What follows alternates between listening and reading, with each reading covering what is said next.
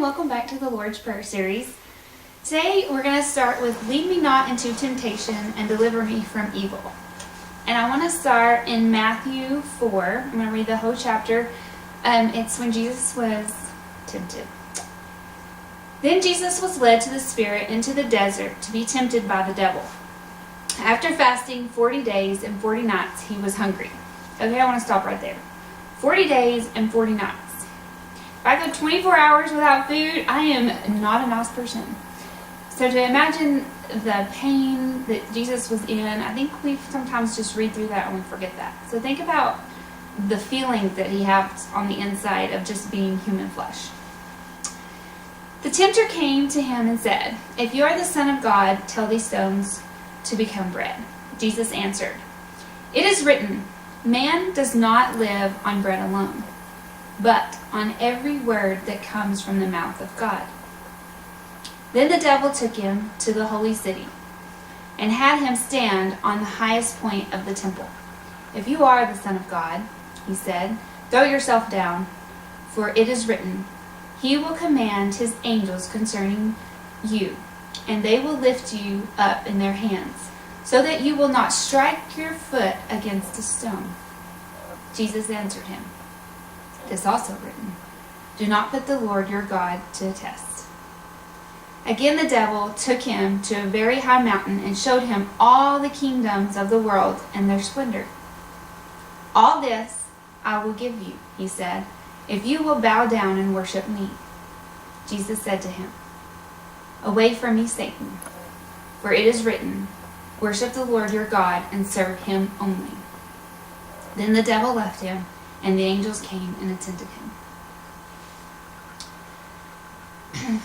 We all go through life, and at some point we're going to be tested and tempted, and whether it's in marriage and parenting, that if you have a toddler and you ask them to stop doing something and they look at you and they reach and do it anyways.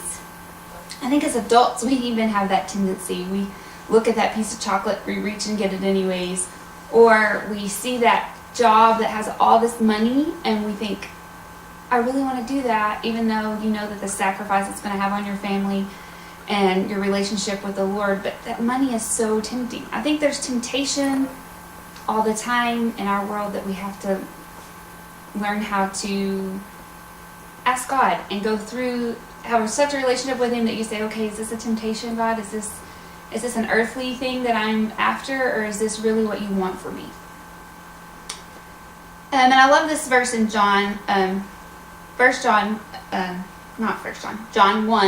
13 and 14. "When tempted, no one should say, 'God is tempting me,' for God cannot be tempted by evil, nor does he tempt anyone.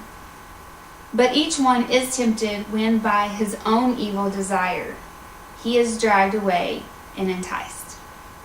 I think as Christians, or I know I have said this before, and I really had to rethink this when I studied this. How many times have we heard or said to someone, God doesn't give us more than we can handle? And that is not a true statement.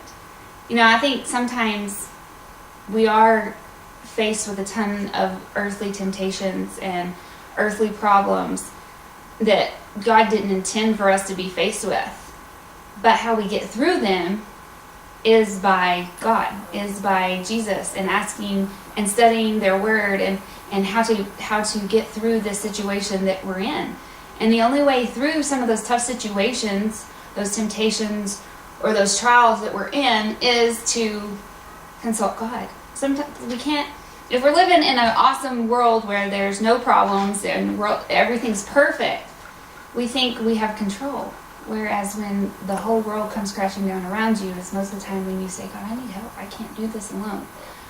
So what I'd like for you to do today is I want you to think about that person that you can tell that they're just, the world's beating down on them just by their fresh, you can just tell. A lot of times you can just tell by people's facial expressions and how they're going through life. I want you to take them by the hand today. And I know that praying, I remember the first time somebody prayed for me we were actually on a bus, And I was a teacher, and she took my hand and she said, Janae, let's just pray about this.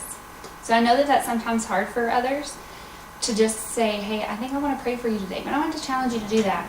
But instead of saying God doesn't give us more than we can handle, I want you to start using the phrase, Father, stand beside me so I can handle this.